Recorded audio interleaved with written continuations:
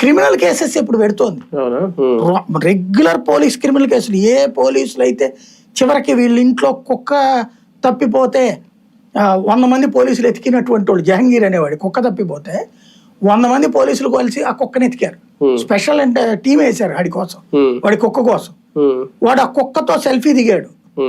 అంత దరిద్రం అక్కడ బెంగాల్లో జరిగింది.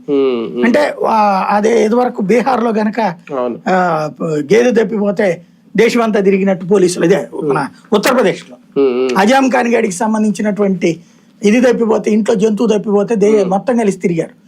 అలాంటి స్టేజ్ ఆఫ్ అహంకారాన్ని ప్రదర్శించినటువంటి నాయకత్వాలు వీళ్ళు. ఆ అహంకారానికి బలైనటువంటి వాళ్ళు లేదా వాళ్ళకి తాబేదారులుగా పనిచేసిన వాళ్ళు పోలీసులు. ఇప్పుడు అదే పోలీసుల్ని కీతాగా చూశారు, మన కుక్క అన్నట్టు చూశారు.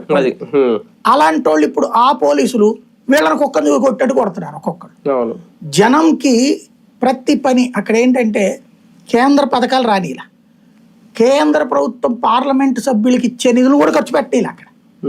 అంత నిరంకుశంగా అంటే ఆ బీజేపీ పేరు ఇక్కడ గ్రౌండ్ లో రాకూడదు. ఇప్పుడు రైతులకి ఇచ్చే డబ్బులు ఉన్నాయి కదా, ఇవ్వలేదు అక్కడ, ఇవ్వనివ్వలా, ఇష్టే లేదు ఎన్నేళ్ళైనా సరే. ఇప్పుడు ఆయుష్మాన్ భారత్ ఉంది కదా, అక్కడ అమలు చేయనిలా.